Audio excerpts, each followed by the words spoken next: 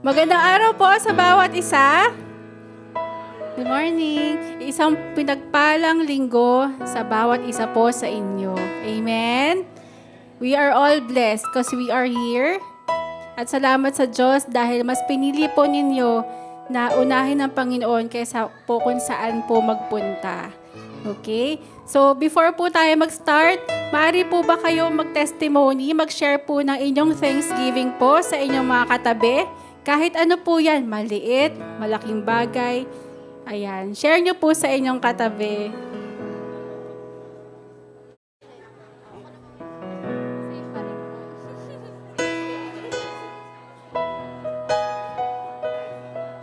Ayan, wag po kayong mahiya.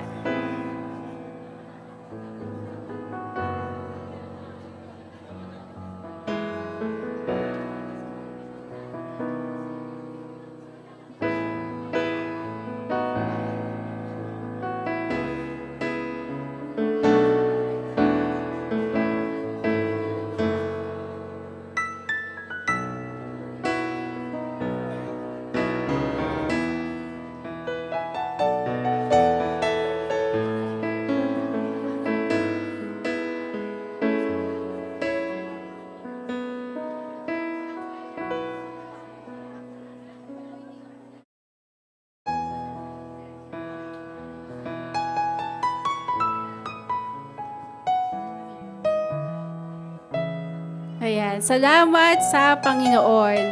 Maaari po ba nating basahin mula sa awit 33, 1-4? Sabay-sabay po tayo. Lahat ng matuwid dapat na magsaya dahil sa ginawa ng Diyos sa kanila. Kayong masunuri, magpuri sa Kanya. Ang Diyos na si Yahweh ay pasalamatan. Tugtugin ang alpat awit ay saliwan. Isang bagong awit, awiting malakas, kasaliw ang tugtog ng alpang marilag. Si Yahweh ay tapat sa kanyang salita, amen, at maasahan ang kanyang ginawa. Praise the Lord, hallelujah. Shall we all stand po?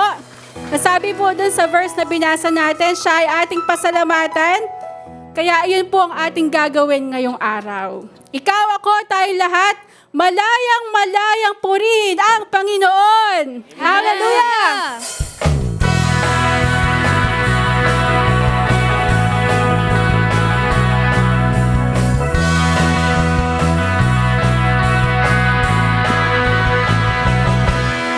Ikaw, ako, tayong lahat, purihin si Jesus, sabay-sabay tayo. Ikaw, ako, tayong lahat, purihin si Jesus, sabay-sabay tayo. Purihin ang Diyos, purihin si Jesus, tumalon, kuminda, tumawid at sumayaw, sumigaw.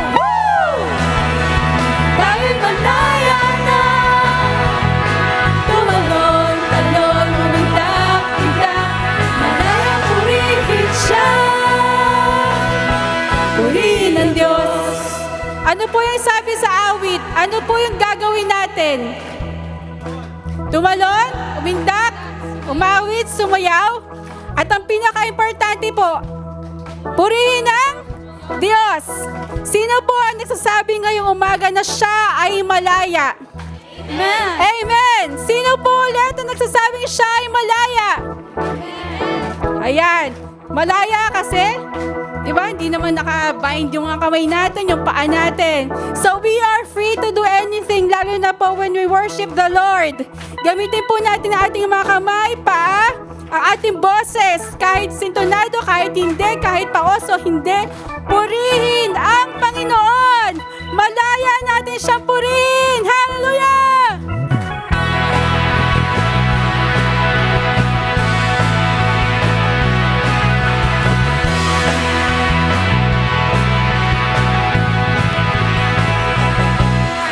Ikaw, ako, tayo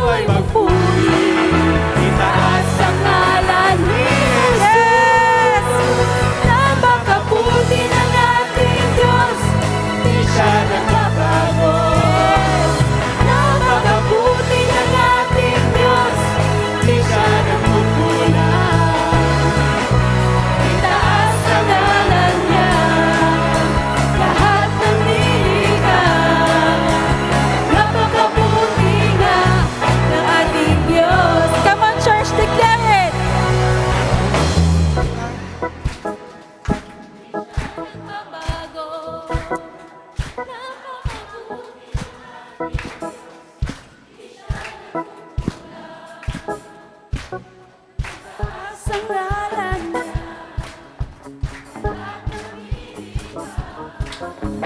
Napakabuti nga ng ating Diyos.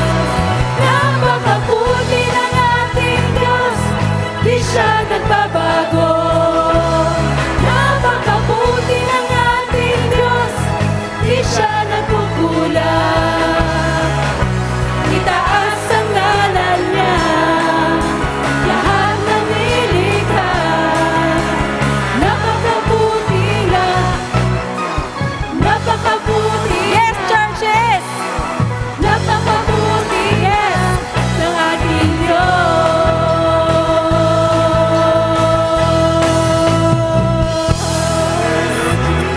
Thank you, Lord. Salamat o Diyos sa iyong kabutihan. Ikaw ay tapat sa iyong pangako, sa iyong salita. Patuloy ka namin pupurihin, pasasalamatan. Hallelujah. Hallelujah. Hallelujah.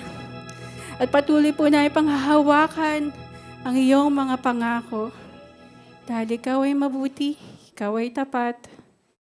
Thank you, Lord. Dahil bawat sitwasyon na mayroon kami, alam po namin na ikaw ay may kasagutan.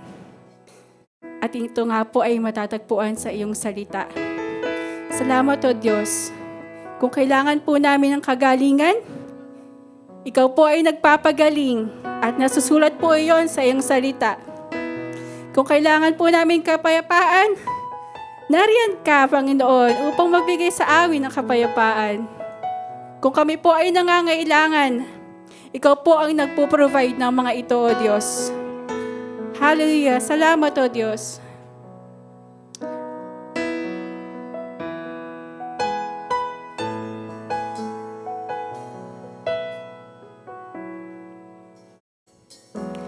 Sa gitna ng kadiliman, liwanag ang iyong binibigkas. Sa sakit at karamdaman, sa lagay mo, Jesus, ang king ang kagalingan.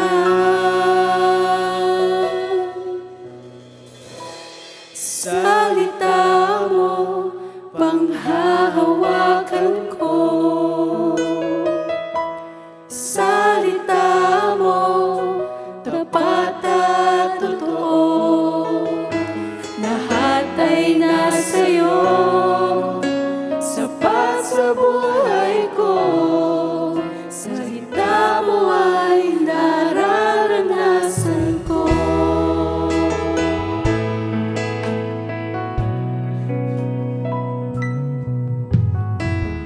Pagkalito at kaguluhan, sagot mo ay kapayapaan. Sa mundo ay kahirapan, yaman ko ay sa iyo natagpuan.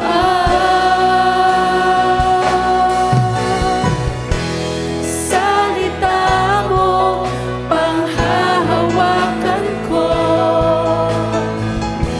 Salita mo, tapat at totoo. Lahat ay nasa iyo, sapat sa buhay ko. Salita mo ay nararanasan ko.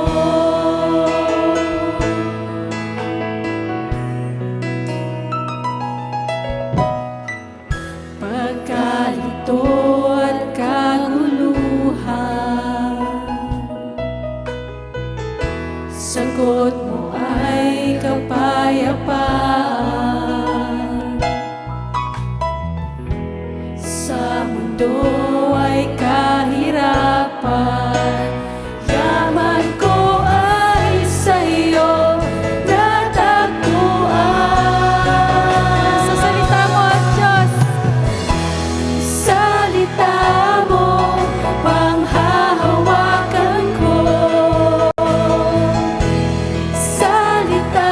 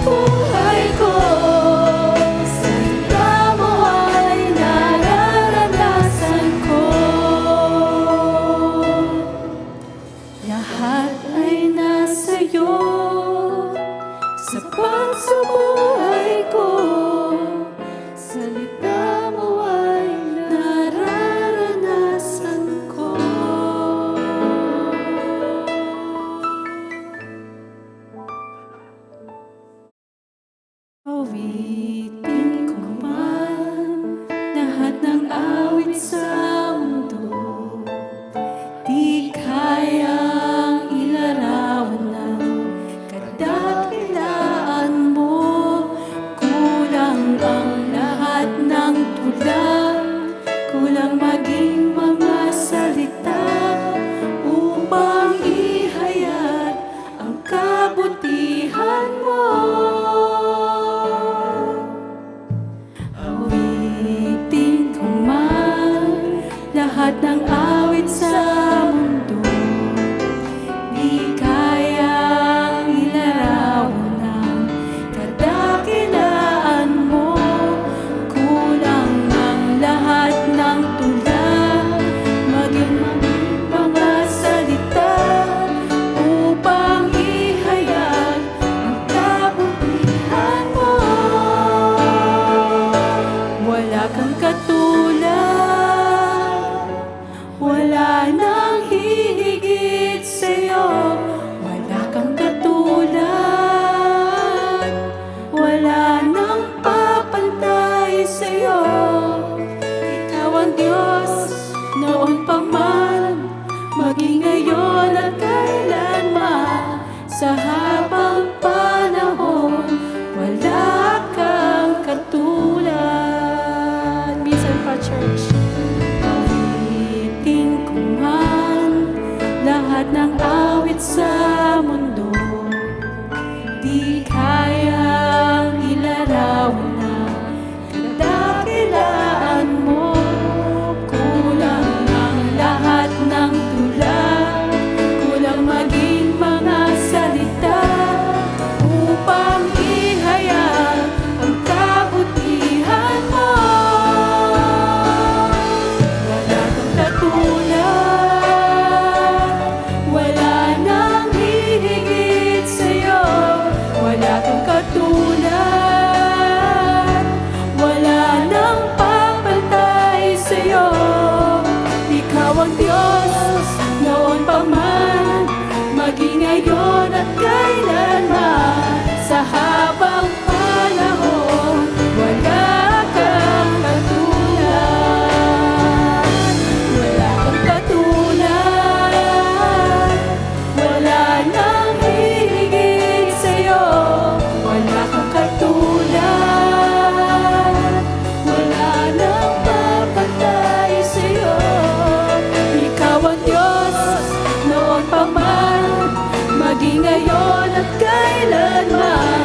Sa habang panahon, wala kang katulad. Declare it, church. Walang katulad ang Panginoon. Wala nang hihigit Yes, sa'yo. yes, yes. Wala kang katulad. Wala nang Sabihin mo ito sa Diyos. papantay sa'yo. Ikaw ang Diyos noon pa man, maging ngayon at kailanman. Sa habang wala kang katulad. Minsan pa, wala kang katulad, wala nang hihigit sa'yo. Wala kang katulad, wala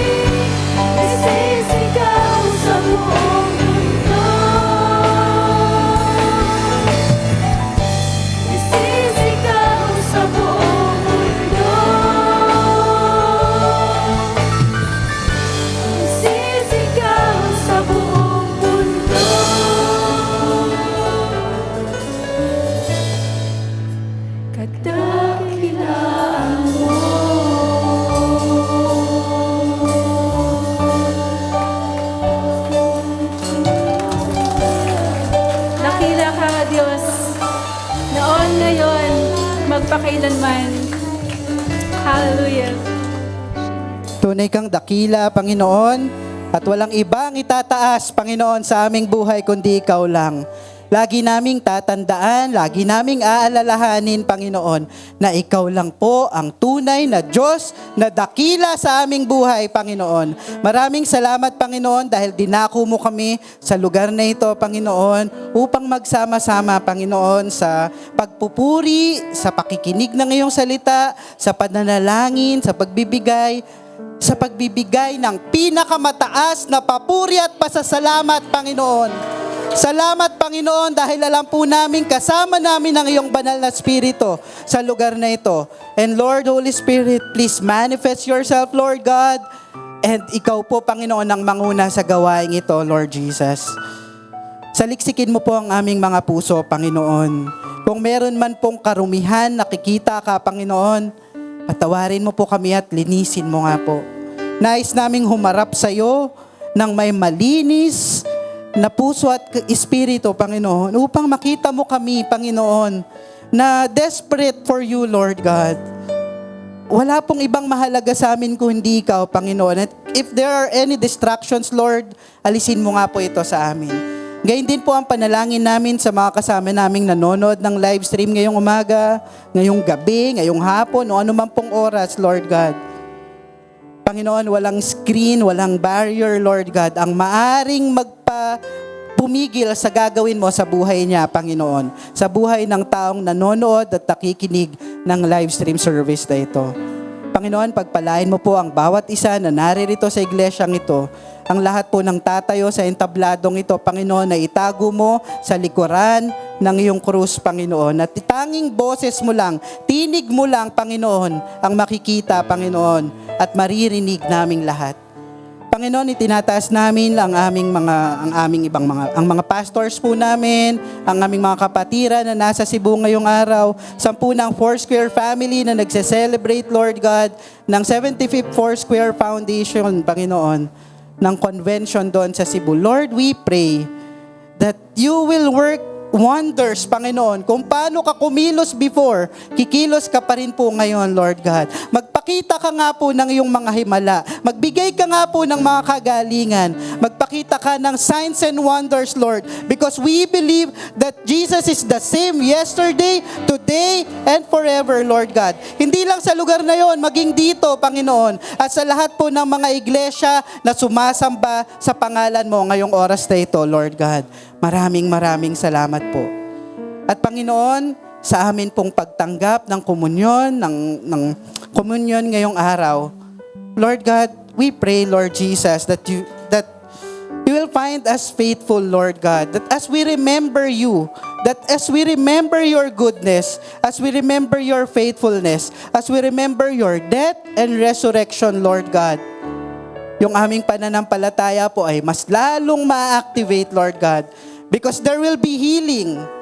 There will be forgiveness, Panginoon. There will be release from bondages, Lord God. There will be victory, Lord Jesus. At ikaw lang po, Panginoon, ang ma-experience, mararanasan ng bawat isa na tatanggap ng komunyon ngayon. Pakahandain mo nga po ang aming mga kaluluwa at espiritu, Panginoon, sa pagtanggap namin ng communion mamaya, Lord God. At tulungan mo po kami na maalala, kung nakakalimutan man po namin, maalala namin, Panginoon, na patuloy ka at palagi kang magiging tapat sa buhay namin. Salamat po sa pangalan ni Jesus. Amen at amen. Po, maaari po tayong umupong lahat, panandalian. Sige po, habang tinatawagan ko po ang ating mga deacons and deaconesses. Yan, sige po, find your comfortable seats po. Naranasan nyo na po ba ang maghintay? Yung meron kayong hinihintay na matagal, tapos medyo bumibilang kayo ng araw, bumibilang kayo ng panahon, tapos parang medyo na-excite po kayo.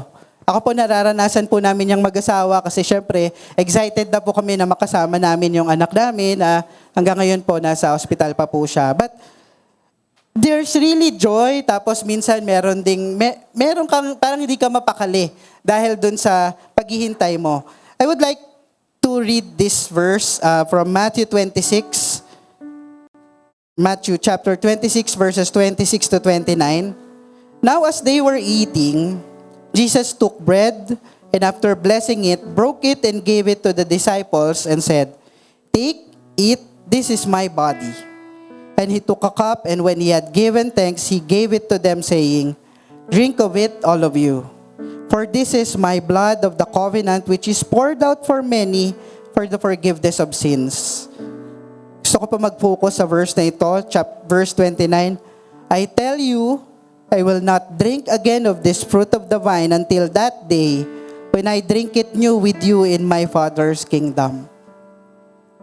This is a revelation to me because, alam nyo po, excited din pala ang Panginoon na makasama tayo na mag-celebrate ng communion, ng fruit of the vine, pagdating ng araw na tayo po ay sama-sama na sa kanyang kaharian. Gusto niyo na po bang pumunta doon? Darating din po tayo doon pero hindi pa ngayon. Pero sa panahon po na tayo po ay uuwi na sa kanya, alam niyo po, ang pangako ng Panginoon, hindi siya iinom ulit ng fruit of the vine hanggat hindi niya po tayo kasama. Ganun po tayo kaspesyal sa Kanya at hinihintay niya po tayo sa panahon na yon. Sama-sama tayong magse-celebrate. At this very moment, I'm not sure kung ano yung eksaktong oras, pero yung mga kapatid po natin, yung Foursquare family na nasa Cebu, ay magse-celebrate din po ng communion. If I'm not mistaken, 7,000 people, Foursquare people, from all over the Philippines, ang magsasama-sama for grand celebration of communion. Hindi po tayo hiwalay sa kanila, kasama po tayong magse-celebrate. And time will come. Hindi lang po Foursquare ang magse-celebrate ng communion. The whole body of Christ will celebrate communion. Will drink the fruit of the vine with Jesus our Lord. At wala po tayong ibang gagawin kundi mamangha sa kagandahan, sa kadakilaan, sa glory ng ating Panginoon. As the deacons and deaconesses will give you the elements of communion, maaari nyo na po itong agad kainin at inumin. Pero as you take these elements, ang encouragement ko po sa inyo, wag alalahanin nyo po yung kabutihan ng Panginoon na ibinigay niya sa inyo. Bakit po kailangang alalahanin? Kasi po may sakit tayo sa kalimot paminsan. Nakakalimutan natin siya sa panahon na tayo ay nasa taas. O kaya kinakalimutan natin siya kapag nasa ibaba tayo. Nakakalimutan natin na siya ang nagpapagaling ng ating karamdaman. Nakakalimutan natin na nung minsan tayong nangailangan, nagpadala siya ng probisyon sa hindi nating inaasahang paraan. Nakakalimutan natin na yung mga tanong na meron tayo, binigyan niya ng katugunan. Kaya nga po ini-institute itong Holy Communion, itong communion na ito. Kasi po, para lagi nating sariwain at talalahanin yung kabutihan ng ating Panginoon. Sige po, maaari na pong i-distribute ng ating mga deacons and deaconesses.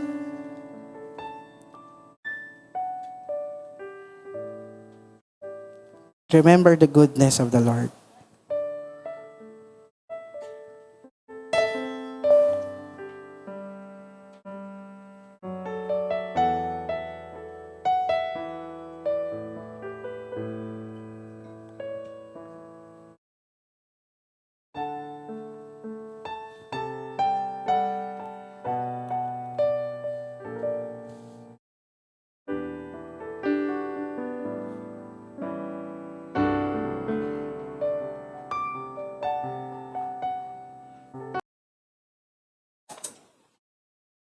Okay.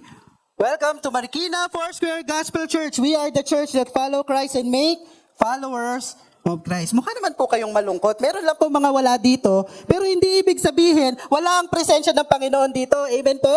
Yan, pwede niyo po ba akong bigyan ng pinakamalakas na palakpakan para sa Panginoon? Yan. Para naman po buhay tayo. Yan. Okay. Ramdam ko na po na may kasama ako ngayon. Pakingitian niyo nga po yung mga katabi ninyo. Yan. Pero ang gagawin nyo po, kamustahin nyo yung nasa likod po ninyo. Yan. For a solid minute, pwede po bang tayo ay magkumustahan sa ating mga hindi natin madalas nakakausap. Yan, sige po. Kumustahin nyo lang po sila. Kumusta araw mo? Kumusta linggo mo? Nakapag-swimming ka na ba? Nakapag-Boracay ka na ba? Nakapagbabad ka na ba sa lababo, sa batya? Yan, sige po. Kumustahin nyo po yung katabi ninyo.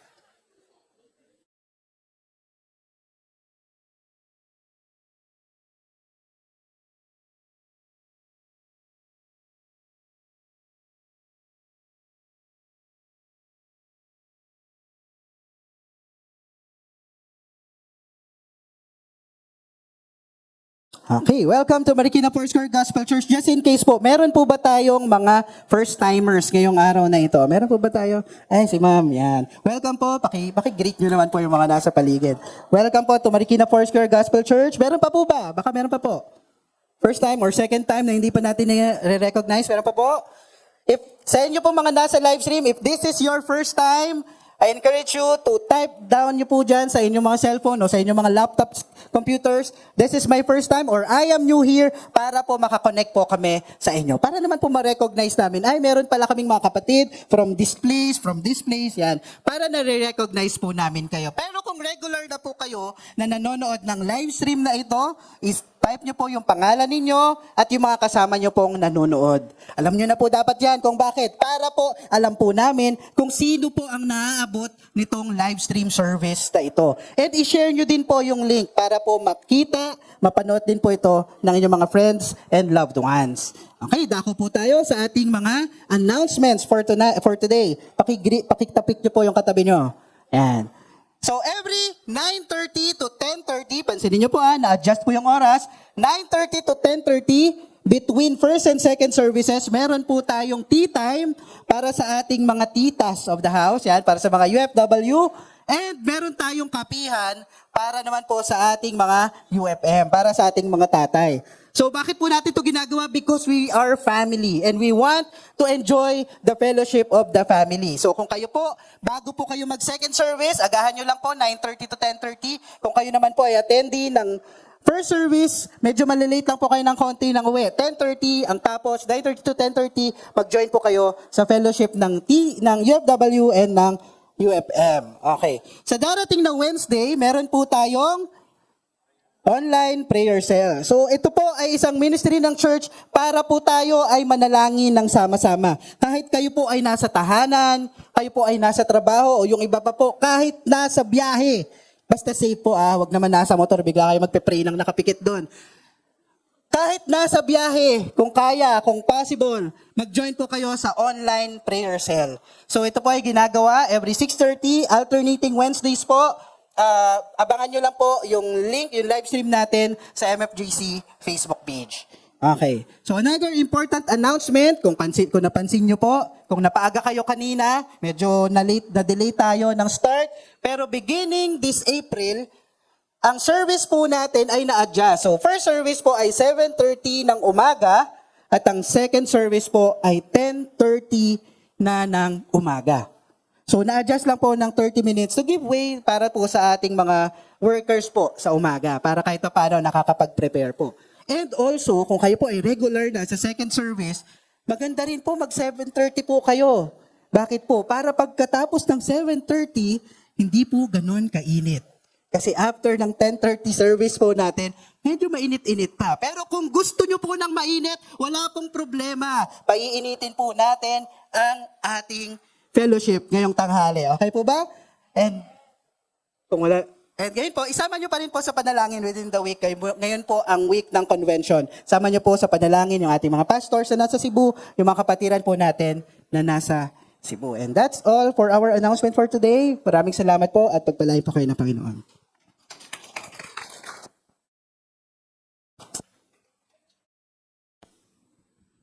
Hello.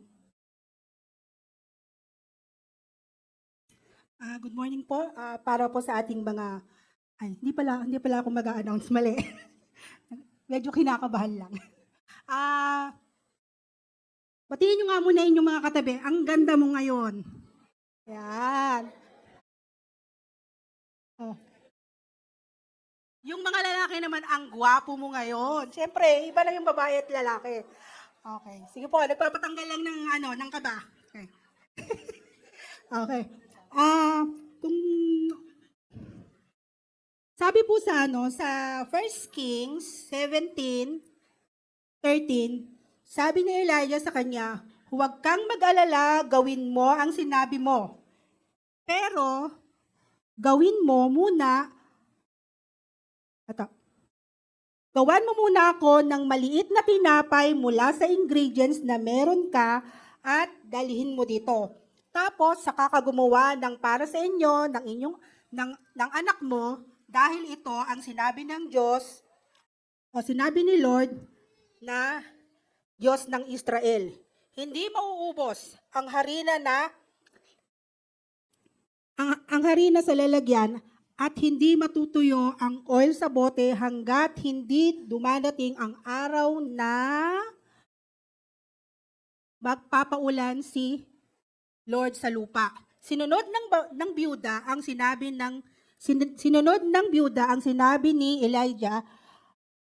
Hindi naubusan ng pagkain ang mag-ina at si Elijah sa matagal na panahon.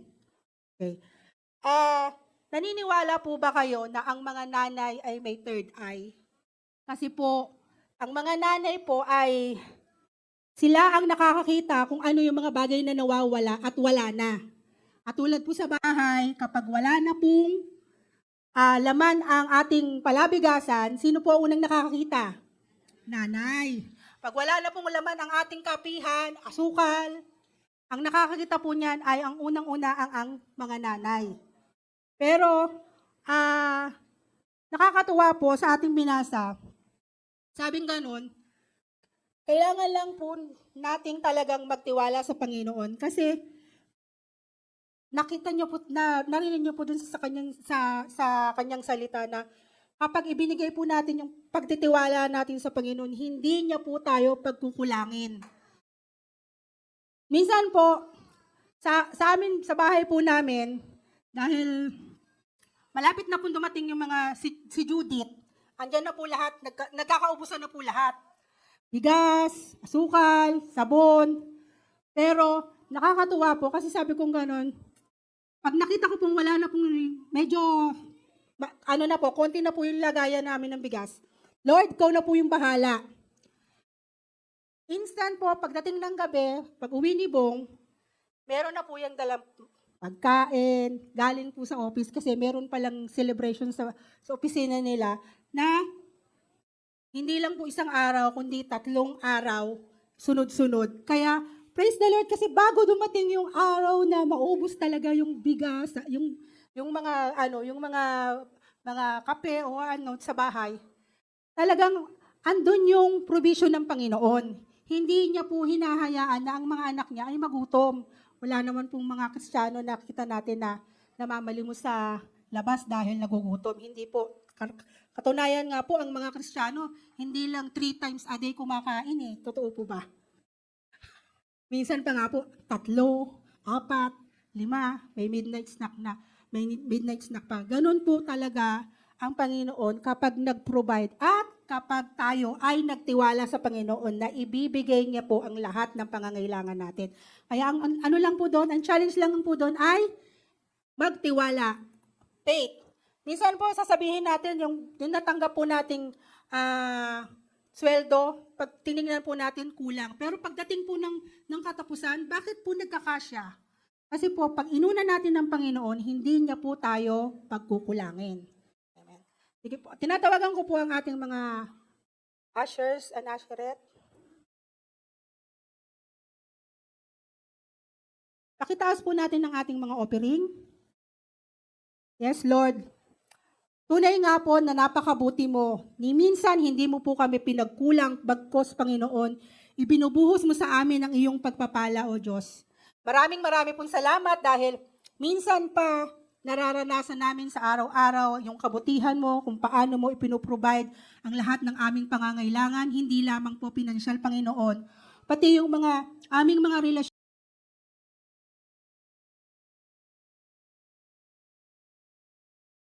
Amen. Magandang araw po, Marikina Foursquare. Palakpakan po natin ng Panginoon. Ayan. Ayan. Pwede po bang pakitingnan yung mga katabi ninyo? At pwede po bang ipakita ninyo yung pinakamagandang ngiti nyo para ngayong araw sa Panginoon? Ayan. Sabi nga po ni Kuya March kanina, no, hindi po dahil wala po yung ibang mga kasama natin. Ay, malungkot po tayo. Amen po ba? Kasi parang malungkot po pero nakakamiss yung iba po, no? Totoo po, no? Nakakamiss. Pero alam niyo po, sabay-sabay po tayo magse-celebrate ngayong araw. Kasama po ang Panginoon. Amen? Amen. So, praise God. Ayan. Alam niyo po, sa isang service po, importante po lahat ng parts. Amen? Pero alam niyo po ba, na kapag wala po yung sharing ng word, ay pwede rin po natin masabi na parang wala din pong mangyayari sa buhay po natin. Kasi lahat po ng ginagawa po natin para sa Panginoon, lahat po ng services natin, lahat po yan manggagaling sa word ng Panginoon. At the end of the day, ang pangahawakan po natin is kung ano po yung nakuha po natin galing po sa salita ng Diyos. Amen po ba? Amen. Sino po dito ang handa ng makinig ng salita ng Panginoon? Magsabi po ng malakas na Amen. Amen. Palakpakan po natin ang Panginoon. Praise God. Ayan po, no? Again po, thank you so much po for being here and we are really happy. Ako po personally happy na nandito po tayo to listen to the word ng ating Panginoon. Amen. So ngayon po, nandito na po ulit tayo sa panibagong series po dito sa church natin. Okay? So, last month po, meron po tayong last week natapos na series natin kay Pastor Nolan. And today po, meron po tayong panibagong series. At sino po dito yung nakapansin na sobrang init po nitong mga nakaraang araw? Say Amen. Amen, di ba? So parang, actually nabalitaan ko po na meron pa po palang mga classes na postponed. Dahil nga daw sa sobrang init. No? So, yung in relation po doon sa panibagong series po natin, handa na po ba kayo na doblehin pa yung init ngayong buwan? Pakitanong nga po sa katabi ninyo, handa ka na bang dumoble yung init ngayong buwan? Ayaw itanong kasi ayaw ko na, sobrang init. Okay, ayaw po natin. But, bakit po natin nasabi niyan? Kasi ang series po natin ngayong month ay about po sa hot, okay? Wala pa? Hot issues. Ibig sabihin, ano yung mga intriguing, mga hot issues patungkol po sa Word of God or patungkol po sa Christian faith po natin. Patungkol po, meron pa po isa, I think, sa third week po yon, pero about sa doctrine naman po yon. Okay? But today po, okay, magsa-start po tayo dito sa series po natin na hot issue. But sigurado po ako na itong hot issues, itong mga topics na pag-uusapan po natin this month, ay hindi po ito magpapainit sa katawang lupa natin, kundi patuloy pong magpapainit sa ating relationship sa Panginoon. Amen po ba? Amen. Pwede po ba tayong yumuko at tayo po'y mananalangin? Lord, maraming salamat po for this another opportunity to share your word, O Lord God. I pray po, Panginoon, that you'll use me as your mouthpiece, O Lord God, and help me, O Lord God, to open the door po, Panginoon, to proclaim the mystery of our Lord Jesus Christ. And help us as well, Lord, to be a good soil, yung mga puso po namin, so that as we listen to your word, O Lord God, patuloy po namin itong manamnam at maipasabuhay, O Lord God, at patuloy po naming matutunan, makita po namin, Lord, kung gaano ka po ka-glorious, Lord, kung gaano po kabuti, kung gaano ka kadakila sa aming mga buhay, O Lord. Maraming salamat po. Ito po ang aming samot dalangin sa matamis na pangalan ni Jesus. Amen. Amen. Alam niyo po, no, honestly po, itong topic po na pag-uusapan natin ngayong araw, patungkol po dito sa una-unang hot issues, I think kung hindi po ito yon or baka isa, pero sa tingin ko po ngayon, ito talaga yung isa sa topic na sobrang nahirapan po ako personally i-prepare. Okay? Kasi parang meron ng given na dapat, totoo na dapat yan, dapat naniniwala na po tayo. But on my part po, na parang, sabi ko, okay, hindi ako nakasama ng Cebu, pero yung na-assign po sa akin ay parang personally lang naman. Ewan ko po sa ibang mga preachers. Pero para sa akin po, parang hirap po ng topic. Okay? Pero I believe po na whatever it is na i-share po natin ngayong araw ay will come from not just from me, but comes from the Holy Spirit who will teach us po doon po sa patungkol po sa word ng Panginoon. Amen? Amen. So ngayon po, ito po yung topic na talagang sa akin po personally challenging, but thank God for His grace at sa Kanya pong wisdom na ibibigay po today is ito po, is the Bible really the Word of God? Ang Bible ba talaga ay talagang Word na galing sa Diyos? Now, a lot of people po, marami pong debates at mga arguments ang mga napag-usapan po kasi alam niyo po ba na ang dami pong relihiyon at kung whatever it is na ang medium or kung ano man yung books na ginagamit nila, pinaniniwalaan po yon na Word of God nila or galing po sa Panginoon nila. Nakukuha niyo po? For example, sa anong tawag dito, sa ibang mga religion, meron sarili po silang pinanghahawakan. Okay? Pero sa atin po, ito pong Bible po natin. Ito po ba, is paano po ba natin malalaman na ito talaga ay Word of God? And the one na pwede po nating masabi na talaga ito po ay Word of God at very unique po dito sa Word po natin ay meron pong inspiration na galing po sa banal na Espiritu. Alam niyo po na kahit ano pa, aside from other books, okay, marami pong books ng mga religion, okay? Pero ang Bible lang po ang merong sinulat na merong inspirasyon ng banal na Espiritu.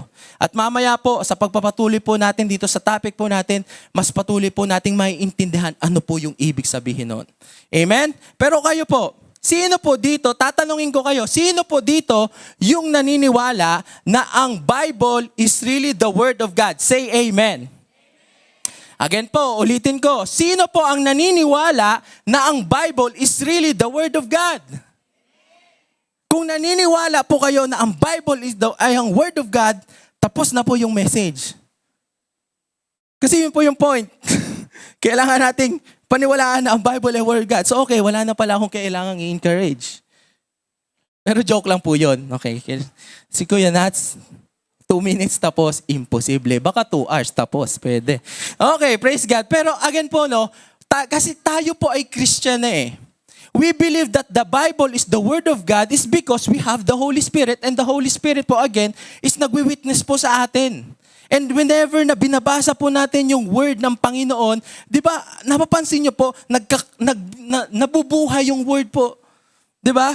Halimbawa, nagbasa ako ng maraming self-help books, yung parang ma-help yung sarili ko. Pero minsan, kahit na matapos ko yung book na yon, di ba parang hindi pa rin buhay yung nakasulat doon? I mean, matututo ka kung paano, pero parang walang power. Okay? Parang wala kang nakukuhang strength kapag binabasa mo yon. Pero, pag ang nabasa mo sa Bible is the Lord is my strength. Or I can do all things through Christ who strengthens me. Diba? Isang word lang yon, and you are in this very difficult situation. Pero kapag nalaman mo yon, pag binigkas mo yon, pag pinaniwalaan mo yung galing sa word ng Panginoon, nabubuhay sa sarili mo. Tama? Hindi po kagaya ng ibang books na kapag binasa po natin, okay, sige, sabi ganito daw ang gagawin, pero wala namang effect. Kasi dahil po yung Word of God ay buhay at dahil po yun sa banal na Espiritu. Amen? Now, okay. So is the Bible really the Word of God? At ang truth po dyan talaga is inspired po kasi ang Bible ng banal na Espiritu nung sinulat po yan. And mamaya po, habang magpapatuloy po tayo, doon po ninyo malalaman paano ba nangyari yun. Okay? At yung mga wonders po, yung mga amazing truths about po tungkol sa Bible po natin. Amen. Again po, no, I believe po na tayo pong mga Christians ay naniniwala po na talagang ang Bible is really the Word of God. Okay? Ang gusto po nating mangyari ngayong araw is to really give the truth para mapatunayan talaga na ang Bible po talaga is really the Word of God. Okay? Kasi ito po na po yung superior talaga. Now, hindi na po natin patatagalin. First part po na pag-uusapan po natin is the Bible should be able to testify on its own behalf. Ano pong ibig sabihin yan? The Bible should be able to testify on its own behalf. Ibig sabihin po, dapat yung Bible, kaya niyang mag-testify on its own behalf. Okay? Kumbaga, sa korte po, pag pumunta po ko yan ng korte, kung halimbawang nagkaroon po ng kaso, kahit sino po sa atin, kung involved po tayo doon, pwede po tayong maging eyewitness para po sa sarili natin. Alam niyo po ba yon? Okay? Na pwede ka mag-testify para sa sarili mo, para madepensahan mo. Okay? yung mai-testify mo yon. And ganun din ang Word of God. Okay? Ibig sabihin, in a court of law, people have the right to testify on their own behalf. Since the Bible is the Word of God, the author, God, should be allowed to testify to what sort of book the Bible is. Ibig sabihin, kung si God ang author ng book na ito, kailangan kung ano yung nakasulat dito, since siya ang author nito, ay mag-testify din. Kailangan din natin bigyan ng part na mag-testify siya para sa sarili niya. Amen ba? Kung sa korte, kailangan kong mag-testify para depensahan ng sarili ko, ganun din ang Bible. Dapat bigyan natin ng part ang Bible na since it is the Word of God, merong nakasulat dito na magte-testify na talagang Word of God siya. Amen? Nakukuha niyo po ba? Amen? Okay, next. This is particularly true because the Bible says God cannot lie. Bakit? Kasi ang sabi po sa Numbers 23 verse 19, okay, sino pong nakakapag-OSL na dito? Natatandaan niyo pa po ba yung, anong tawag dito, memory verse na ito? Numbers 23 verse 19, God is not a man that he should lie, nor a son of man that he should repent. He has said and he will not do it. Naalala niyo po ba yon? Okay, so ibig sabihin, God is saying, He is not a liar. At kapag sinabi po ng Bible na this is the Word of God, ito po talaga ay Word of God. Ibig sabihin, ng Bible mismo nagtetestify sa kanyang sarili na talagang siya po ay Word of God. Amen? Parang sinabi po natin na ang trabaho mo, okay, ay isa akong angkas driver. Tapos may nagtanong sa'yo, talaga bang angkas driver ka? Pwede mong sabihin, angkas driver ako. Nakukuha niyo po ba? Ganon din po yun. Dahil sinabi po ng Diyos, sinabi niya po sa word niya na ito ay word of God, pwede po nating patunayan na ito po ay word of God talaga. Dahil sinabi niya at hindi po siya sinungaling. Amen? Amen. Praise the Lord. Tapos na po tayo sa first part. Okay, next. The Bible claims to be God's word. No other testimony is necessary. Now, dito po tayo medyo, kailangan po natin i-dig deep po itong part na ito, okay? Again po, babasahin ko ulit. The Bible claims to be the Word of God. Ang Bible daw po nagkiklaim na siya po ay ang Word of God. No other testimony is necessary. Wala na pong kahit anong testimony pa actually ang necessary para lang po mapatunayan ang Word of God. Na ito po ay Word of God. Na ang Bible ay Word of God. Now, maybe marami pong mga ibang sekta po na magsasabi o mga religion na magsasabi, ay parang unfair naman yun, dapat hindi. Dapat meron siyang defense pa rin. Hindi po. Kasi bakit? Ito po babasahin ko po lang saglit. Okay. Bakit po hindi na kailangan, hindi na po necessary yung pag-testimony po about it? Okay, the Bible should be allowed to speak for itself. It clearly claims to be God's word. It doesn't need defending. Hindi na po kailangan ng Bible na magdepensahan actually yung sarili niya. Bakit? Ganito po. Okay, sige, next. Ayan. It doesn't need defending. Kasi ganito po, makinig po kayong mabuti. If we attempt to defend the Bible, then we are placing other standards as ultimate judge. Ulitin ko po.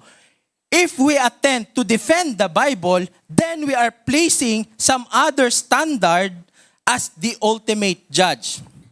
The Bible is superior because it is the Word of God.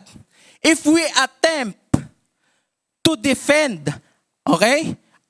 If we attempt to defend the Bible, we are placing na yung standards na yon ay mas ultimate kaysa po sa Bible.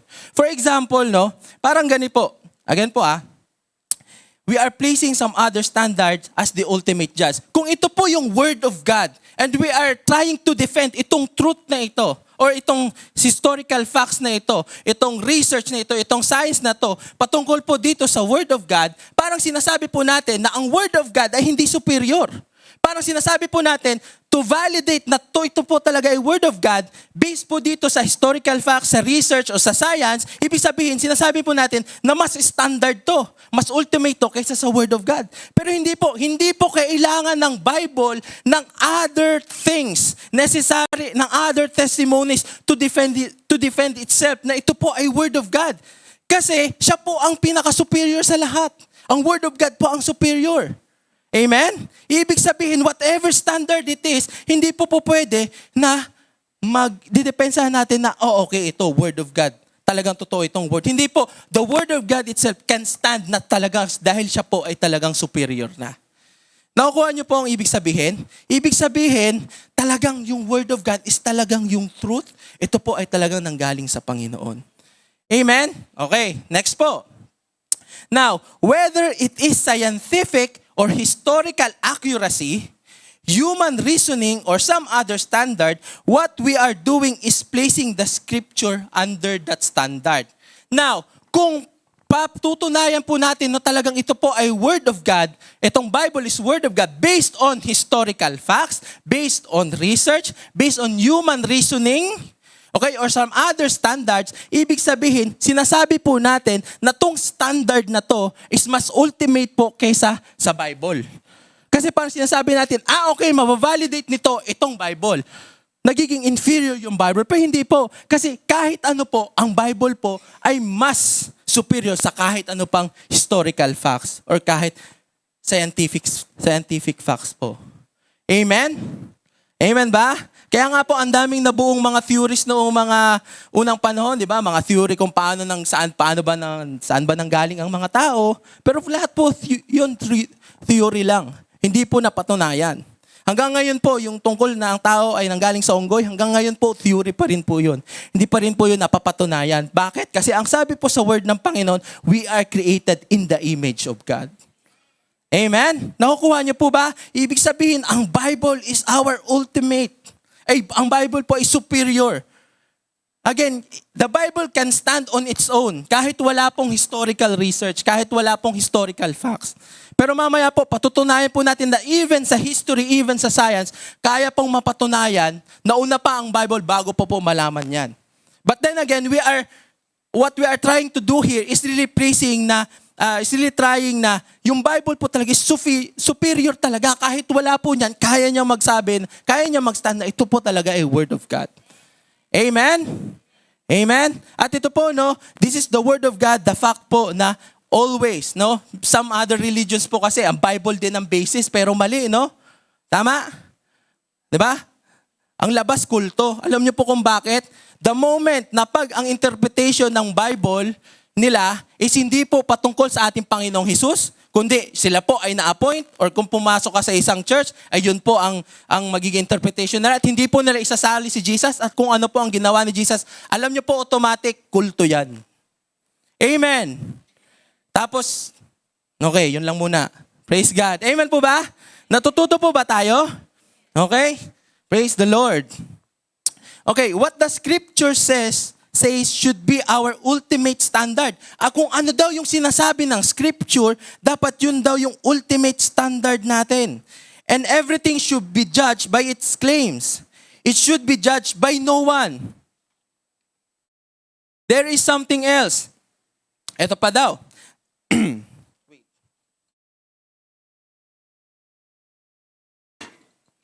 Po. The problem with providing evidence, ang problema daw po, pag nag-provide tayo ng evidence for the Bible, is that human beings are both sinful and finite. They must still evaluate any evidence offered for the truthfulness of the Christian faith. Now again po, halimbawa, meron pong someone na nag-try na i-defend itong Bible, okay, itong truth, ito dahil napatunayan ito, so totoo talaga ang Bible. Nakuha niyo po? Pero the problem with that is, alam niyo po, yung kokote po kasi natin, finite po yan eh. Parang limited. Ibig sabihin, limitado lang. Alam niyo po kung bakit? Kasi yung ginamit po natin na any detail to defend the Bible, kailangan po nating patunayan yung detail na yun, na yun ba ay totoo talaga. Tama? Diba? So parang dahil nga po kapos tayo, hindi po, alam niyo po, walang kahit sino po dito sa mundo except siyempre ang ating Panginoong Jesus na makakapag-interpret nito ng buong buo talaga. Pero alam niyo po, kaya pong i-reveal ng Panginoon yung grace niya po, yung kabutihan niya sa atin habang tayo po ay nabubuhay dito. But then again po, dahil sobrang superior po ng Word of God, no? Dahil anything po na gagamitin natin to defend it, kailangan po nating i-defend yun na yun po ay katotohanan din. Tama ba? Tama po ba? Nakukuha niyo po ba? Ibig sabihin, ang Word of God po ay talagang superior. Amen? Amen. It can stand on its own. Ayan. Again, it places some sort of human standard as the final authority. Again, pag ito po yung Word of God at meron po tayong i-try na i-defend ulit yan, i-defend ang Bible, yung Bible po, i-defend natin patungkol dito sa truth na to, ibig sabihin, piniplace po natin yung Bible based po dito sa human standard lang. Nakukuha niyo po? Kaya po, kailangan po talaga nating maintindihan na talagang ang Word of God po ay nanggaling po sa Panginoon and it can stand on its own. At saka ito po ay superior. Amen po ba? Okay, sige. Ayan, evidence gathered from other sources may be useful. Again, hindi po natin sinashot na, may historical evidence, mayroong scientific evidence na magpapatunay na totoo ang Word of God. Again, pwede pong maging useful yon. But ang gusto po nating maintindihan ngayong araw is kahit po wala yan, ito po ay Word of God pa din. But there are truths na magpapatunay po talaga na totoo ang Bible. Okay? Gusto nyo po bang makaalam ng kahit isa, dalawa? Na magpapatunay po na ang Word of God po ay totoo. Okay? Na mas nauna pa. Ayan po, science and history that confirms the Bible. Okay? Again po, ito po ay science and history na facts na napatunayan. Long before, bago pa po, pero naisulat na po ng matagal ang Bible, pero saka na po nalaman ng tao. But then again, ito po, napopoint na tama. Kasi scientifically today, at saka in the history, tama talaga. Pero again po, the Bible can stand on its own. Na ito po ay Word of God.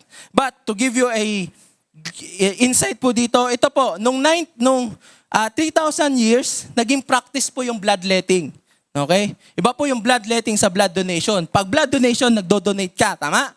Pag bloodletting, nung unang mga panahon, kahit nung mga panahon pa po, nag-start po ito ng panahon ng mga Egyptians pa, yung bloodletting, kapag may sakit, ginagawa po nila, nagbabawas po sila ng dugo. Kasi ang thinking po nila, kasi parang may problema sa dugo, kaya babawasan natin para gumaling.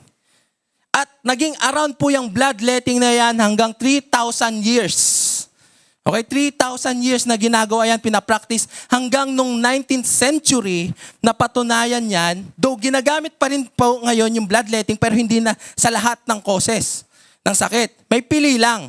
Pero hindi siya talaga ganun ka-spread na talagang bloodletting. Ito sagot. Pero hanggang 19th century, biruin nyo, 3,000 years na yung bloodletting, nagtatanggal sila ng dugo para makagaling. And nung 19th century, mga 1800s po yan, okay, merong isang pong doktor na nagsabi siya na, bakit parang wala namang nangyayari dito sa bloodletting? Okay? So parang instead na gumaling, okay, mas lalo pang namamatay. So na-dispersed po yan, nakalimutan ko lang po yung name ng doktor na yun, pero na-dispersed po yan yung bloodletting nung 19th century. Pero, ito po yung katotohanan. Bago pa po malaman nung 19th century na ang bloodletting ay hindi po nakakatulong sa may sakit, ang Bible po mismo nagsabi na nung sa Leviticus chapter 17 verse 11 that life is in the blood. Life is in the blood. Now question, sino po sa atin dito yung kayang mabuhay ng walang dugo? Say amen. Praise the Lord, walang nag-amen. Diba? Alam niyo po ba na ang book ng Leviticus ay sinulat po yan almost 1,500 years BC? Or 2,000 years BC. Or more pa nga. Okay? Hindi ko na maalala yung exact. Pero ang tagal na po yan na naisulat, 19th century lang nalaman na okay, pag tinanggal ko pala ang dugo ko, mamamatay pala ako. Pero ang Bible po, buksan niyo po, Leviticus chapter 17, verse 11. Ang sinasabi po dyan, life is in the blood. Amen? Pakitanong nga po yung katabi nyo, kumpleto pa ba ang dugo mo?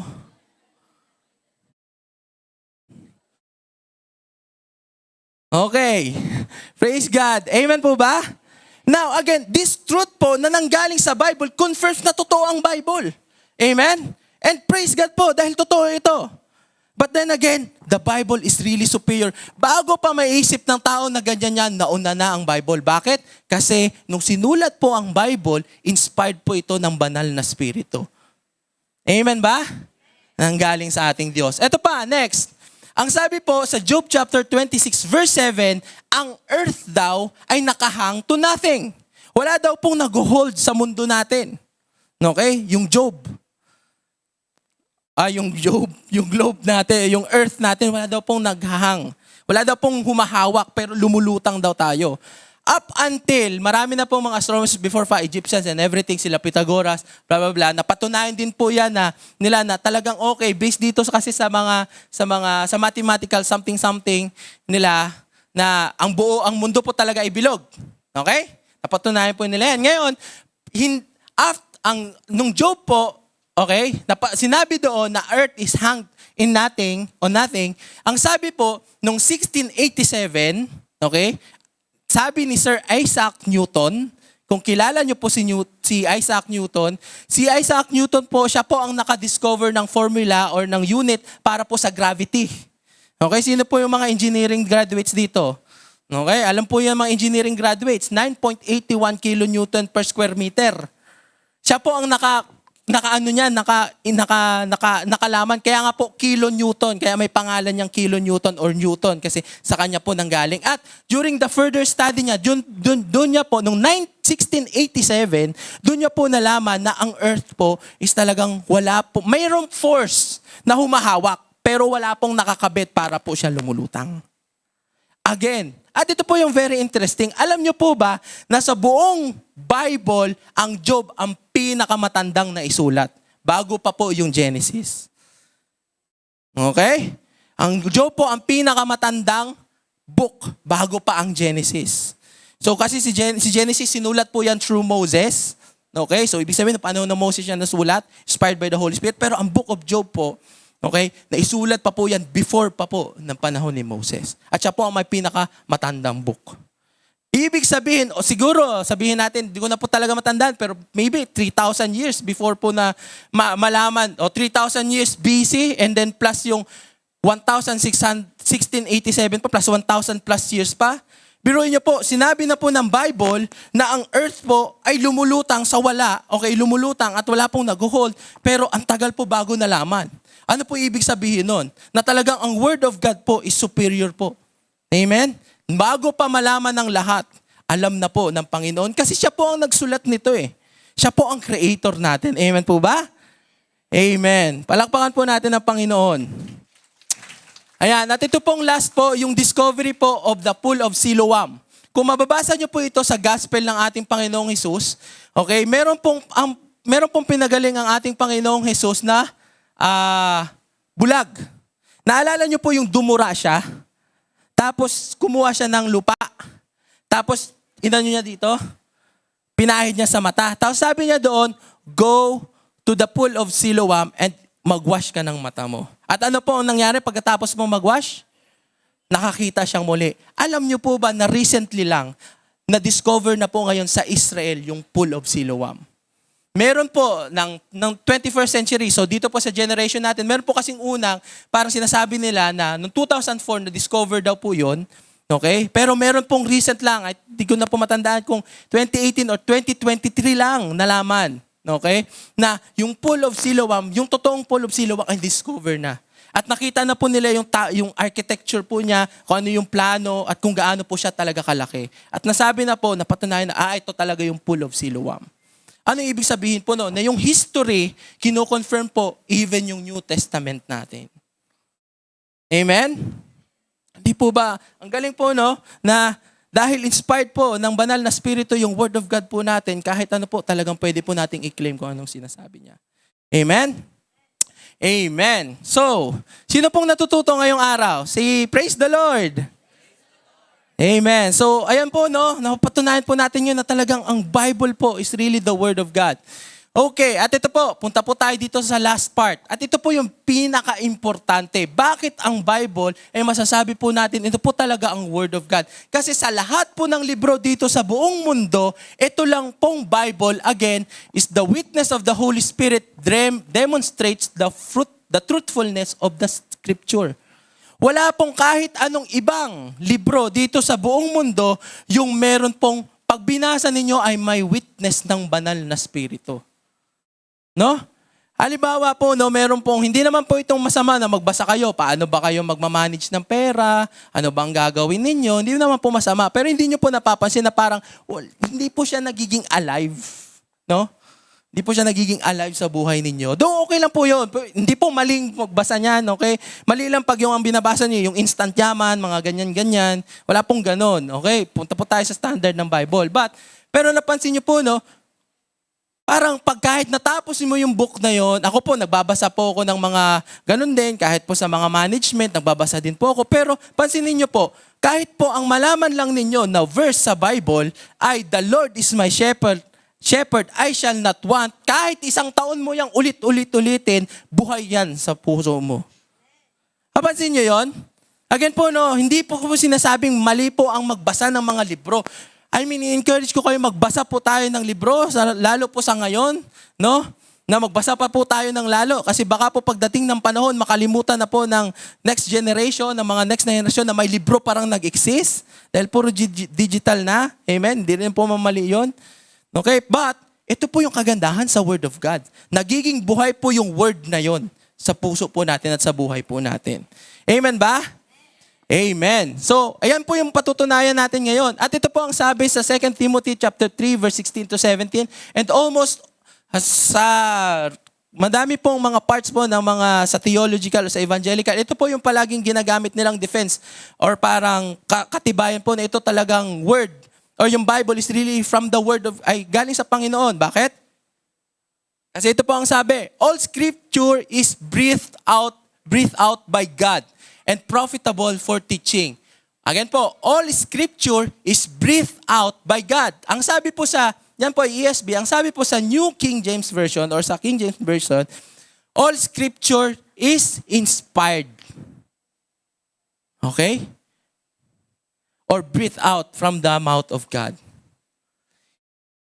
Amen. Ano pong ibig sabihin yan? Na lahat po ng scriptures, actually ang tinutukoy niyan is yung, dahil wala pa pong New Testament that time, is yung Old Testament. But today, kahit po yung New Testament, mapapatunayan po natin na yan din po ay galing sa ating Panginoon. Ano pong ibig sabihin ng breathed out by God? Ibig sabihin, yung word, yung Bible po natin ay nanggaling po yan sa hininga ng Panginoon. Na talagang may buhay. Kaya po, pag binabasa ninyo, may buhay. Kaya, naalala niyo po ba, paano po nagkaroon ng buhay si Adam? Hiningahan ng Panginoon si Adam. Nung hiningahan ng Panginoon si Adam, nagkaroon ng buhay si Adam. Tama? At ang Word of God po, ang Bible, is breathed out from God. Nanggaling po sa Diyos mismo. Galing po sa parang hininga ng Panginoon. Kaya nga po again, kapag binabasa nyo, di ba? Pag Kristiyano ka, pag binabasa mo, nagiging totoo. Minsan yung mga correction kahit masakit kasi totoo eh. Tama? And even po, kahit nga unbeliever ka, pero pag binasa mo ito, may at saka tamang interpretation ng pag-share sa iyo, maniniwala ka na talagang ito ay galing sa ating Panginoon. Kasi maniniwala ka kay Jesus.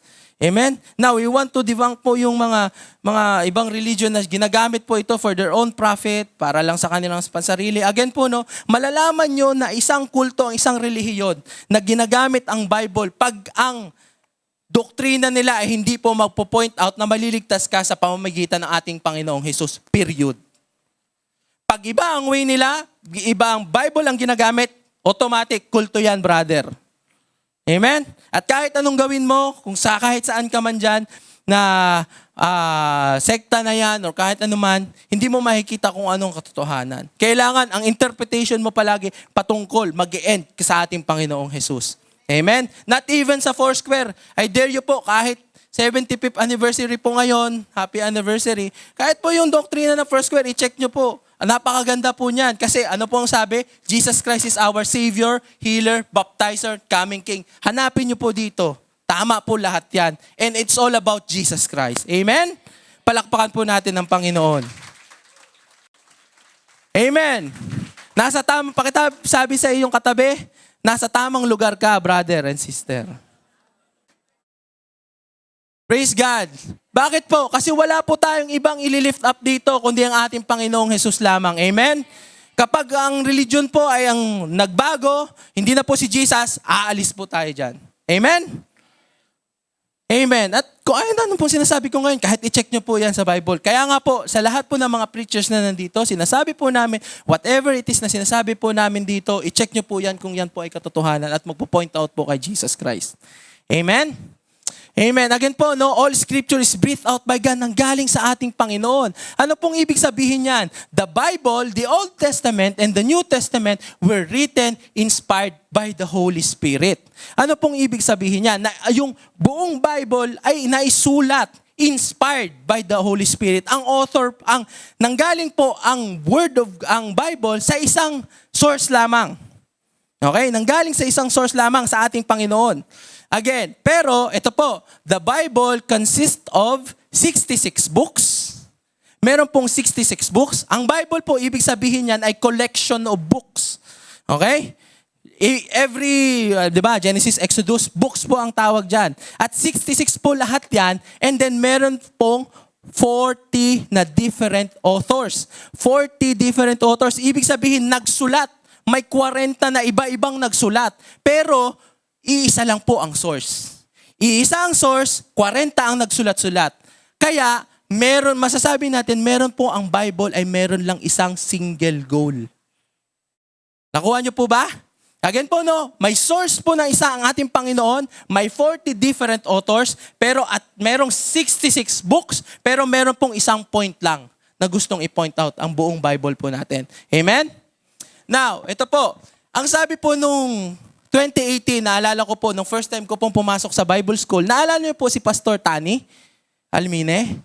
Hindi na? Siya po yung nag-speak nung last 2 weeks, 2 weeks ago. Yung bisita po natin. Naalala niyo po? Di ba? Teacher ko po yun sa Bible Survey. Okay? Ang ibig sabihin po ng Bible Survey, pag gusto niyo pong pumasok sa Bible School, okay, kahit di po kayo magpastor, okay lang. Praise the Lord. Pwede po kayo mag-aral dyan. Okay, sa Bible Survey po, sinasurvey po namin yung buong Bible. Hindi po namin parang ini-scrutinize na talagang detail by detail, pero sinasurvey po namin that time yung buong Bible. Hanggang sa nag-come up po, ang tinuro po sa amin ni Pastor Tani, at even po sa akin, talagang sabi ko ngayon, oo, totoo nga to. Na kung isa-summarize mo daw ang buong Bible, ito daw yung summary ng buong Bible.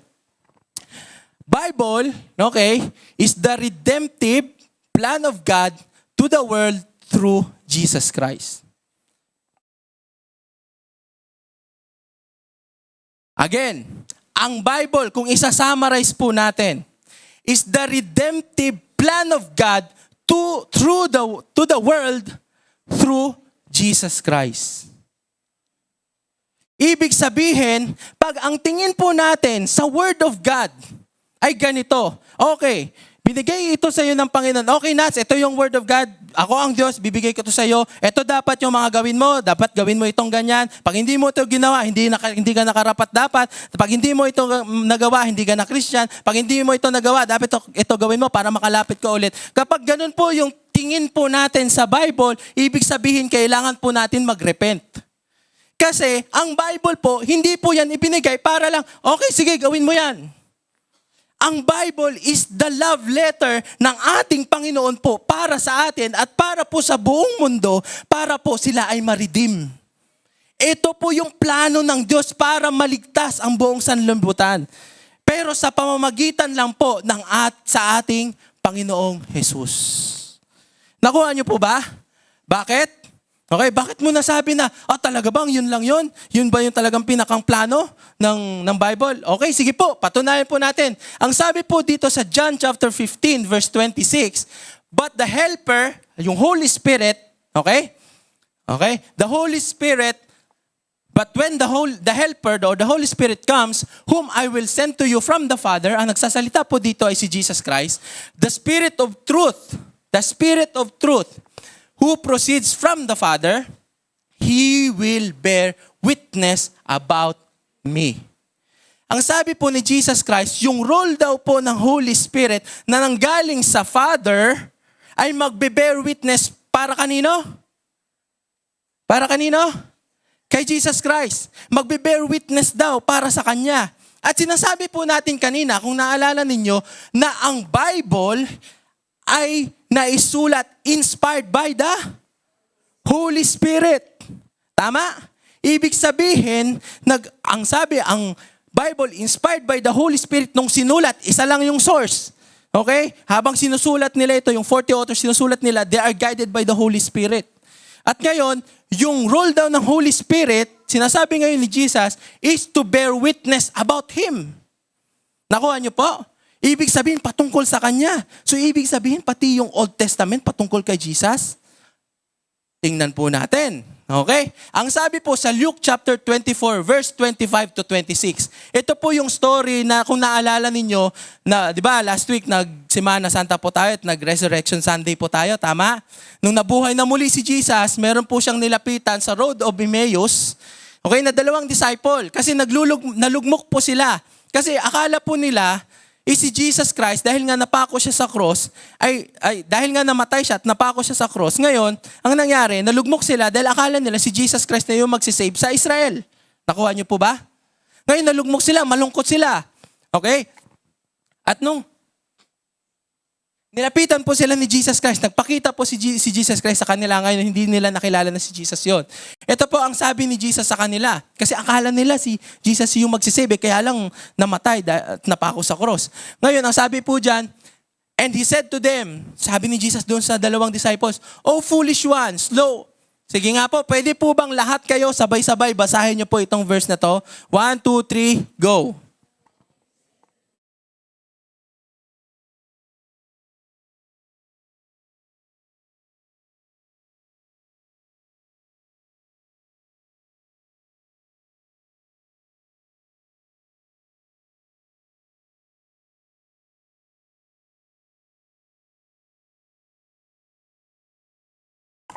Ayan. Again po, no, babasahin ko sa inyo. Diyan po sa part na, "O foolish ones, slow of heart to believe all that the prophets have spoken." Ibig sabihin, sabi niya, slow of heart kayo to believe na yung prophets, yung base po doon sa Bible nila, yung Old Testament, sinabi na po na kung ano yung mangyayari kay Jesus Christ na mamamatay siya sa cross, okay, ay mangyayari po talaga. Ngayon, hindi nila pinaliwalaan yung prophets kasi merong mga prophecy nung sa mga Old Testament books na mangyayari po yan. Was it not necessary that Christ should suffer? Hindi daw po ba dapat talagang necessary na si Jesus Christ mag-suffer ng lahat ng pinagdaanan niya para daw maka-enter doon sa glory ng Panginoon? Kasi kung hindi po namatay si Jesus Christ sa cross, hindi po tayo makaka-enter sa glory ng Panginoon. Amen? Kagaya ngayon. Pero that time po, dahil namatay po si Jesus Christ at nabuhay na muli, nakapasok po siya sa glory ng Panginoon. Amen po ba? At ito po ba? At ito pa. And beginning with Moses, yan po yung Torah. Yung first 5 books of the Bible. Genesis, Exodus, Leviticus, Numbers, and Deuteronomy. Yan po yung tinutukoy dyan ni Moses. Beginning with Moses and all the prophets. Next po yung mga books ng mga prophets. Okay, and to the prophets, He interpreted them in all scriptures. In all scriptures, sa lahat daw po yun, Moses, kay Torah, at saka sa mga prophets, in all the scriptures, the things concerning Himself. Ibig sabihin, nagkaroon sila ng malupit na Bible study, naglalakad sila ng 7 miles po yata yon. Okay, na ganun kalayo, na habang naglalakad po sila, ini-expound po ni Jesus Christ sa kanila yung patungkol sa Kanya doon po sa Old Testament. Ibig sabihin, ini-explain ni Jesus saan si Jesus doon sa Old Testament. Now, sinasabi po natin kanina na ang author po ng Bible ay ang source po ng Bible ay iisa lang. At sinulat po yan inspired by the Holy Spirit. Ngayon po, medyo bago ito. Totoo bang makikita natin si Jesus Christ sa Old Testament? Kung isa lang ang source? Amen? Gusto niyo po bang makatuto ngayong araw? Makita si Jesus Christ? Amen? sa Old Testament. Alam niyo po, isa po ito sa matagal ko nang pinag-aaralan at na verse, at praise God po, I believe ito po yung time para matutunan po natin ito, na ma-expound po natin that in all scriptures, makikita po natin even sa Old Testament si Jesus Christ. Amen? Okay, sige, simulan na po natin. Thus, the OT and the New Testament should be interpreted in the light of the gospel of our Lord Jesus Christ. At ang sabi po sa Bible, okay, sabi po sa Bible, for the law was given through Moses, but grace and truth came through Jesus Christ. So, patuloy po natin makikita yung grace, and pag nakita po natin si Jesus Christ sa Old Testament, ang makikita po natin dyan is yung typology, yung grace and yung typology po about Jesus Christ, and also makikita po natin yung grace and truth about it, about Him. Amen. Okay? We should always see and appreciate who Jesus is when you read the Bible. Kaya nga po, kapag binabasa po natin yung Bible, huwag nyo pong basahin ito, okay, set of laws ito na kailangan kong gawin, set of mga, set of laws or na dapat kong gawin. Hindi po, kailangan, pag binabasa po natin to, Lord, pag-pray po natin, Lord, hayaan mong makita ko si Jesus Christ habang binabasa ko itong book na ito. Amen? Amen. At okay, sige. When we read the Bible. Now, punta po tayo sa names in Genesis chapter 5. Sino pong may mga Bible ditong dala? Pakitaas nga po. Yung lahat pong may dalang Bible. Okay? Pakibuksan nga po sa Genesis chapter 5. Okay? Alam niyo po ba na ang Genesis chapter 5 ay isa po ito sa mga book or chapter sa Bible na almost every binabasa po is parang ini-skip po natin or parang inaantok po tayo or nakakatulog tayo pag binabasa. Kasi pag binabasa po natin ay puro po pangalan tapos ilang taon sila nabuhay sa mundo. Okay? So parang sabi nga natin kanina, parang pag binabasa mo ito, parang pwede kang mag-rap. Okay? Sige, basahin ko po ang sample start na po tayo sa verse 1 na lang. Okay? Sige, kunwari po babasahin natin. Okay, Genesis chapter 5 verse 1. This is the book of the generations of Adam. Okay, ito po yung sinasabi na genealogy. Okay, kung saan po nanggaling yung linya ni Adam hanggang kay Noah. When God created man, He created him like in the likeness of God. Male and female, He created them. And He blessed them and named them man when they were created. When Adam had lived 130 years, he fathered a son in his own likeness, after his image, and named him Seth. The days of Adam after he fathered Seth were 800 years, and he had other sons and daughters. Thus all the days of Adam lived were 930 years, and he died. When Seth had lived 105 years, he fathered Enosh. Seth lived after he fathered Enosh 807 years, and had other sons and daughters. Thus all the days of Seth were 912 years, and he died. When Enosh had lived 90 years, he fathered Kenan. Enosh had lived after Kenan 815 years and had other sons. At tuloy-tuloy po yan, puro ganyan. Sino po yung nakatulog dyan habang binabasa yan? Kasi hanggang matapos po yung buong chapter na yan, puro yan po ganyan. Na hanggang dumating po kay Noah, and Noah, siya po ay naging tatay ni Ham, Shem, and Japhet. Okay? Pero ito po kasi, ang in-emphasize po dyan is yung from lineage from Adam to Noah. At sino po dito yung nakakaalala na ang mga Hebrew names po ay merong meaning? Okay? Hindi po yan kagaya nitong modern world ngayon, no? Na dahil nung panahon nung 1990s ay naalala po natin na gwapo sino bang buhay pa ng 1990s?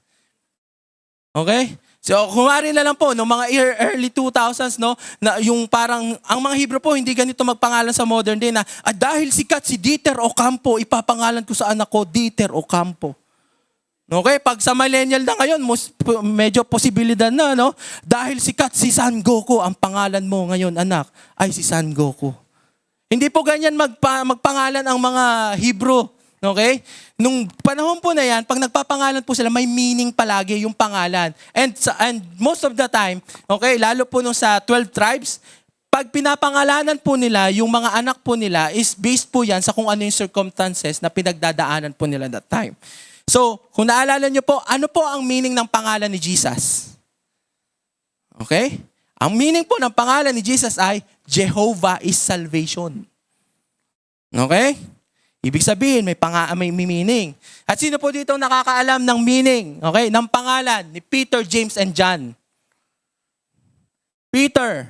Ang ibig sabihin po ng pangalan ni Peter ay stone. Naalala niyo po yan, di ba, ng transfiguration? Sana po next time may share po natin yun, no? Pero ang meaning po ng pangalan ni Peter ay stone. Ang next po is si James. Tapos magkakasunod pa, di ba? Peter, James, and John. Ang pangalan, ibig sabihin po ng pangalan ng James ay replace. At ang ibig sabihin po ng John, pangalan ng John ay grace. Ano po ibig sabihin nun? The stone has been replaced by grace. Amen? Now, expand po natin yan next time, okay? But dito po, ito muna pag-aaral natin. Lahat po ng pangalan. Huwag nyo na pong basahin muna ngayon. Basahin nyo na lang pagbalik nyo sa bahay, pero ililista po natin lahat ng pangalan ngayon. Okay? Sige, ipakita natin. Genesis chapter 5, genealogy Adam to Noah. Yan pong verse na yan, dyan po nyo makikita kung saan unang binanggit yung pangalan ng mga taong nandyan. Okay, kung anong verse nandyan. So sige, next. Adam. Okay. Ayan. Pag nakita nyo po yan, lahat, pwede nyo po i-check yan. Kung ano po yung verse dyan, dyan po unang binanggit yung pangalan. Pero ang ibig sabihin lang po niyan is, si Adam po yung una-una, at ang tatay ni Seth ay si Adam. Ang tatay naman ni Enosh ay si Seth. Ang tatay ni Kenan ay si Enosh. Ang tatay ni Mahalel ay si Kenan. Ang tatay ni Jared si Mahalel, si Enoch si Jared, Methuselah, si Enoch si Lamech, si Methuselah, and then si Noah sino? Lamech. Ibig sabihin niyan po yung pagkasunod-sunod. At sabi po natin kanina, ang mga Hebrew, meron pong mga meaning yung pangalan nila. At tingnan po natin, ano pong meaning ng Adam? Okay? Man. Okay? Narinig niyo po kanina doon sa una-unang verse ng Genesis chapter 5 na the man called Adam and ang meaning po ay man. Sinabi po yan doon. Now, pag pinag-aral po natin, sige, ilabas na po natin lahat ng meaning. Sabi po, kay Seth, appointed, kay Enosh, mortal, kay Kenan, sorrow, Mahalel, okay, the blessed God, Jared, shall come down, Enoch, teaching, next, his death shall bring si Methuselah, and then Lamech, despairing, and then Noah, okay? Baby Noah, hello. Ang meaning ng pangalan mo is rest and comfort or comfort. Okay? Now, nakita po natin dyan, okay? Na yan po yun. Ang sabi po natin kanina, in-expound ni Jesus ang Bible, ang scriptures concerning Himself. Tama? Now, pag ginawa po natin buong sentence yan, ito po yung kalalabasan. Man is appointed to mortal sorrow. But the blessed God shall come down teaching, his death shall bring the despairing rest. Again, tayo daw na man ay appointed to mortal sorrow. Pero ang galing, but God, the blessed God shall come down teaching. Hindi po ba bumaba si Jesus para sa atin? At nagturo po about the kingdom of God? At ano pong sabi? His death shall bring the despairing rest. Anong ibig sabihin po nun? Na yung ginawa po ni Jesus Christ, yung death niya po sa cross will bring rest para doon po sa mga despair na mga tao, in despair na mga tao. At hindi po ba ganun yung situation natin before? Na bago po natin makilala ang ating Panginoong Hesus, we are in despair. But because of what Jesus Christ did at the cross, dahil po siya ay namatay in place of us, kahit na po tayo dapat yung mamatay, pero siya po yung namatay para sa atin. Now, kahit ano pong problema, makakatanggap po tayo ng rest sa Kanya. Amen. And ayan po, patungkol pa rin po kay Jesus Christ. Amen ba? Amen. At ito pa, sige po, balik po tayo doon sa next slide. Okay? At ito pa po, redemption plan.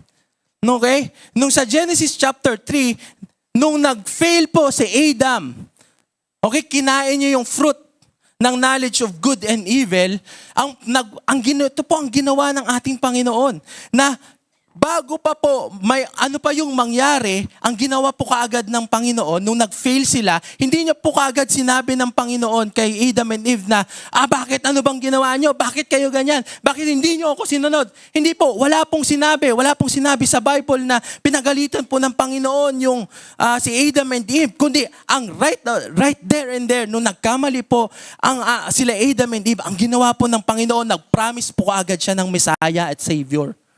Ano pong ibig sabihin nun? Dahil sobrang mahal tayo ng Panginoon, no? Even from the beginning, no? Ang concern niya is ma-redeem po tayo agad doon po sa pagkakamali po natin. At hindi po ba ganun din yung ginawa ng ating Panginoong Hesus? Di ba hindi mo pa nga naiisip na gusto kang iligtas ng Panginoon, namatay na si Jesus Christ 2,000 years ago. Tama? Hindi po ba grasya yan ng Panginoon? Sa totoo lang po, we don't deserve it. Pero si Jesus Christ, He don't deserve it na mamatay po sa cross para po sa ating kasalanan. Pero He willingly gave His life para sa atin. Nung siya po ay hinuhuli na ng mga guards doon sa Garden of Gethsemane, tapos sabi ng mga guard, hinahanap namin si Jesus. Ang sabi ni Jesus Christ, I am. Ano pong ginawa ng mga guard? Lumuhod po yung mga guard. And that time po, nung lumuhod yung mga guard, actually, pwedeng si Jesus tumakbo na. Kasi naalala niyo po, bago po yun mangyari, talagang sobrang na-stress siya dahil sa gagawin na sacrifice niya para sa atin. Sabi pa nga niya, Lord, if kung pwede lang yung cup na ito, pwede ko na hindi ko gawin. Pero alam niyo po kung anong ginawa natin Panginoong Hesus? Yung mga guard pong nakaluhod, inantay niya po na tumayo para hulihin siya. Ano pong ibig sabihin nun? Willing ang Panginoon na iligtas ka sa iyong kasalanan. At wala pong kahit sino na pwede pong magsabi na, nahuli lang si Jesus. Hindi. He laid down His life po para sa atin. Ganun po kabuti ang Panginoon. At napansin niyo po, dito pa lang po sa Genesis chapter 3, sinabi natin kanina, grace and truth came through Jesus Christ. And yun po yung truth, na ganun po ang grace ng Panginoon. Amen? Na talaga hindi po natin deserving, pero hindi rin niya po deserving, pero ibinigay niya po yun para sa atin. Amen? Ayan, at sabi po dyan, He cursed first the serpent after the fall of man. Yung una pong kinurse ng ating Panginoon is yung serpent. Actually, hindi po kinurse ng Panginoon yung si Adam and Eve, ang kinurse niya po is yung tao. Okay? Yung lupa. Yung ground ang kinurse niya, hindi po yung tao. Dahil po sa resulta ng sin niya. Pero again po, yung sa Garden of Gethsemane, naalala niyo po na si Jesus Christ ay umano ng dugo. Okay? Si Jesus Christ ay pinagpawisan ng dugo at yun po ay nahulog. Parang, meron pong ibang pwedeng sabihin nila na study po ng mga scholars na yung dugo daw po ni Jesus Christ ay parang doon po na-redeem yung soil. Kasi through the blood of Jesus Christ na napunta po doon sa garden din, di ba? Pansin niyo po sa Old Testament, sa garden sila nag-fail. Tapos dito po sa New Testament, si Jesus Christ, ang sabi niyo po sa Book of Romans, He is the last Adam. And yung dugo na yon, doon po na-redeem tayo. Na sino pong naniniwala sa Kanya, even po, na-cursed po ang ground para po sa Christians, hindi po cursed ang ground. Dahil of the blood na nagdumalak po doon sa garden na yun. Same garden. O di ba? Kung hindi po ang author, ang Holy Spirit, niyan, paano niya po nalaman na kailangan same garden ang setting? Diba? Kasi isa lang po ang author at lahat po yan nagja-jive. Yung buong Bible. Amen? At ito pa po. Okay, last part. Si Samson. Sino pong nakaalala kay Samson? Samson. At why? Isa pa po. Why? Okay, why Delilah, diba? So ngayon po, ang nangyari is, si Samson, during this time naman po sa Judges chapter 16 verse 29, okay? Dito po yung part na si Samson kasi nag-why Delilah na. So sabi niya sa ating Panginoon, Lord, bigyan mo ako ng huling lakas at gusto kong matalo itong mga Philistines. At ang sabi po diyan sa 16 verse 19, sabi po, ginanan po yun ng Panginoon and then ito po ang ginawa ni Samson. Nilagay niya yung dalawang kamay niya doon sa central pillars. Okay? At ito po, sa central pillars, nilagay niya po yan ng paganyan. Okay? At dalawa po, di ba? So, ibig sabihin dito din. Okay? At ang sabi po dyan, nung tinulak niya po yung central pillars na yan, mas marami pa daw po yung napatay niya na mga Philistines during that time nung nawasak yun, kaysa po nung nabubuhay pa siya sa labas, nung malaya pa siya. Ano pong ibig sabihin nun? Again po, sabi po doon sa part na yan, siya po ay nilagay niya yung kamay niya sa two central pillars. Okay? Tingnan niyo po. Gaganito ako, okay? Hindi man po ako kasing macho ni Samson, okay? Pero tingnan niyo lang po, kunwari lang, okay? Sige, tingnan niyo po two pillars. Ano pong nakikita ninyo? Cross. At anong sabi po dyan? Mas madami daw po yung namatay during that time na ginawa yan ni Samson. Tama? Ano pong significance niya sa ginawa ni Jesus Christ? Nung si Jesus Christ po namatay sa cross, okay, ang sabi po, the last enemy is death. Sabi sa Bible, the last enemy is death. Ano pong ibig sabihin yan?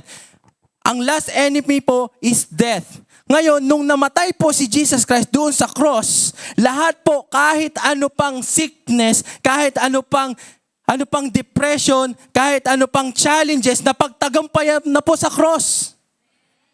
At ano pong sabi doon? Mas madami pa. Yes, mas madami pa. Kasi ang sabi po doon na ang last enemy po natin is yung death. And si Jesus Christ, sinelebrate po natin last week, rose from the dead. Tama? Ibig sabihin, even the death, ang last, okay, isipin nyo lang po madami pong kaaway. Maraming challenges. Ang last enemy po is death. And yung mismong death na yon, pinagtagumpayan na ni Jesus Christ. Ibig sabihin, whatever it is, nakasakitan mo, lack mo, depression mo, anxiety mo, pinagtagumpayan na ni Jesus Christ. And alam nyo po, pagdating ng panahon, sabi po, the last enemy is death. Tayo po, pag namatay po tayo, okay, hindi lang po tayo mamamatay. Okay? Kundi pag bumalik po ang ating Panginoong Hesus, tayo din po ay magiging kagaya ni Jesus Christ. Makakonquer din po natin yung death dahil bibigyan niya po tayo ng glorified body. At kung hindi man po mangyari yon, pag nag-rapture ang ating Panginoon, makakonquer din po natin ang death. Amen? Dahil makakasama na po natin ang Panginoon. So anong ibig sabihin po nun? That right now, dito po sa posisyon that we are in Christ. Ang sabi po dyan, we are more than conquerors.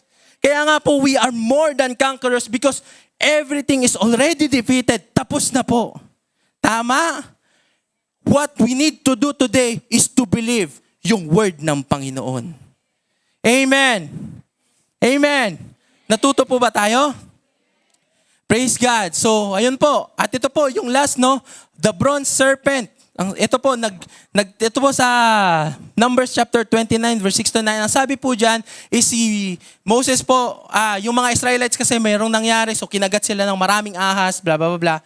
Okay? Kinagat sila ng maraming ahas. So, nag-ano sila, help mo kami, Moses. At ang sabi po ni Moses is, gumawa ka daw, itaas mo daw yung pole na merong bronze na serpent. Okay? Bronze na serpent. At ang sabi po dyan, kung sino man yung nakagat, okay, at tumingin doon sa bronze na serpent, sila po ay gagaling. Okay? Ano pong ibig sabihin nun sa atin ngayon? Interpretation about Jesus Christ. Na dahil po, sinabi natin kanina, tapos na lahat. Sinabi po ng ating Panginoon sa kanyang word na by His stripes we are healed. At kahit ano pong mga kasakit natin ay dinala po ng ating Panginoon at napagtagumpayan na. Amen. That is why today, pag meron po tayong sakit, hindi po tayo titingin doon sa circumstances natin, doon po sa sakit natin, kundi titingin po tayo sa ginawa po ng ating Panginoong Hesus. At tingnan po natin doon sa cross, sa ginawa niya. No? I-lift up po natin yung face natin doon sa ginawa niya, and then makita po natin na, Lord, thank you dahil itong sakit ko ngayon ay dinala mo na dyan sa cross at iyong pinagbayaran niya, so I receive the healing. So stop looking to yourself. Continue to look to Jesus Christ. Amen? Natuto po ba tayo? And amazing po, at alam nyo po ba na ang Bible ay meron pong 63,779 cross-references. Ano ibig sabihin nun? Cross-references, ibig sabihin parang yung New Testament nag-reference sa ganito, si ganitong verse nag-reference sa ganito, at alam nyo po gaano karami yon? 63,779 cross-references. Paano po nangyari yon? Pwede pong mangyari yun kasi isa lang ang author. Ay isa lang ang pinanggalingan. Different authors. Pero alam ng pinanggalingan kung paano i-cross-reference yan. Biruin nyo, 63,779 cross-references. At ito po, no, sana po makita nyo po ngayon na itong Bible na ito ay hindi po ito, again, para lang, okay, gawin mo to, gawin mo yan. Hindi po, pag binabasa nyo po, starting today, ang Bible ninyo, makita nyo po na ito po ay love letter sa inyo ng Panginoon. That's again, ang Bible po is the redemptive plan of God. Amen? To the world. Through Jesus Christ. At ito din po, in your everyday life, yung Bible po, pag binasa nyo, is the redemptive plan of God to you. At makita mo si Jesus Christ every day. Kasi pag makita po natin si Jesus Christ every day, what we can always see is His grace and truth. And never po kayong makakita sa New Testament pag binasa nyo po yung patungkol kay Jesus Christ na, okay, ay, sobrang lusog mo ah. Okay, bigyan nga kita ng sakit. May nabasa ba kayong ganon? Okay? Kung wala, hindi nyo po nabasa, sige po, basahin ninyo.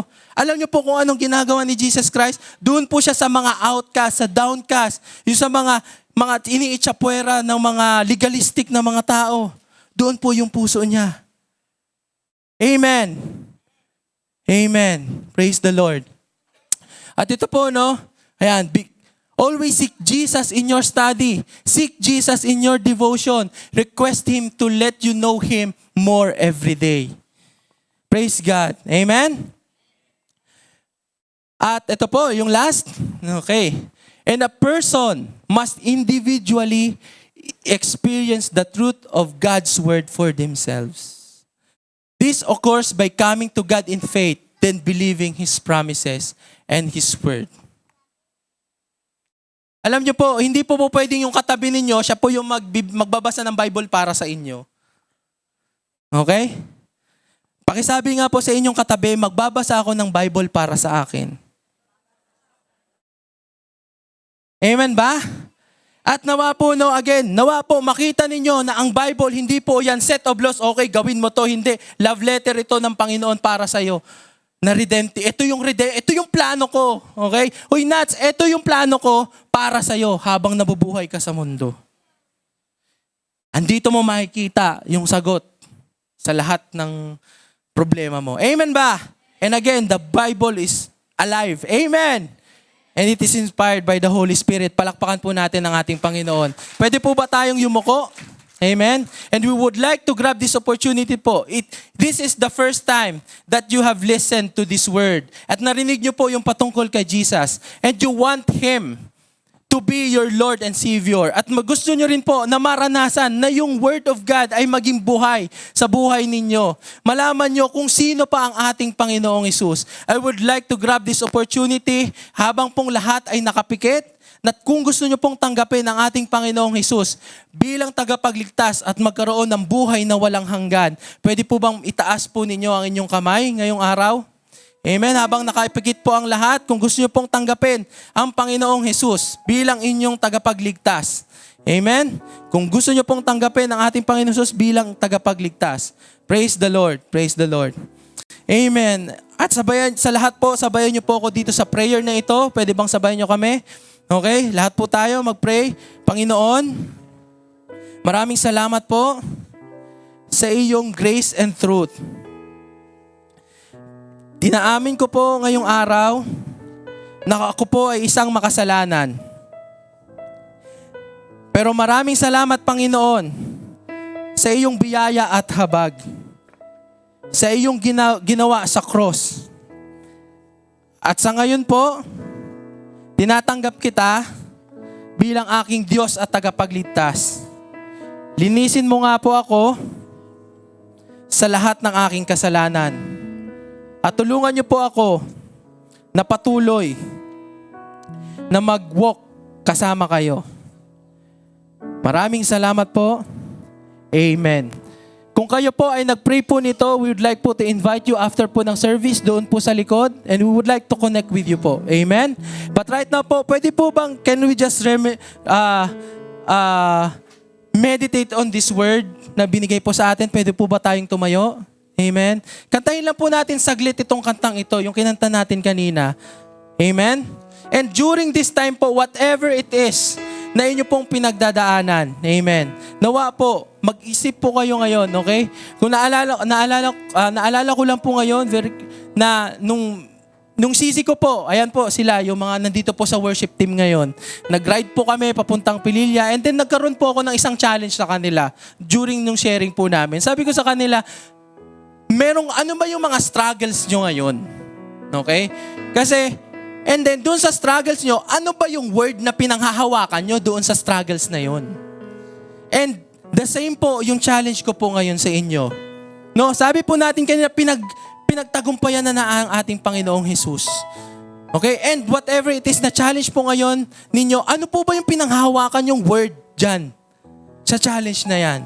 Amen? Kasi yung panahon po ni Joshua and Caleb, pinanghawakan po nila yung word ng Panginoon na sinabi sa kanila. Kaya po sila lang yung doon sa generation nila, silang dalawa lang po yung nakapasok sa promised land. But right now po, whatever it is na word ng Panginoon na pwede nyo pong i-grab po ngayong araw, habang pong kinakanta natin ito, pwede pong i-meditate po natin at sabihin nyo, Lord, pangahawakan ko tong word mo ngayong araw. Amen? Amen. Amen.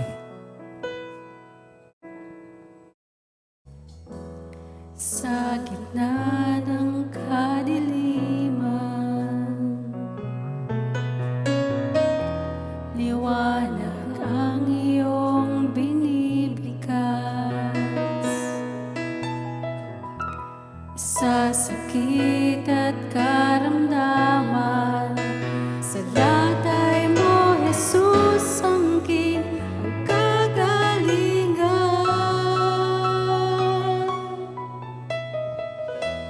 Salita mo, panghahawakan ko. Salita mo, tapat at totoo. Lahat ay nasa iyo, sapat sa buhay ko. Salita mo ay nararanasan ko.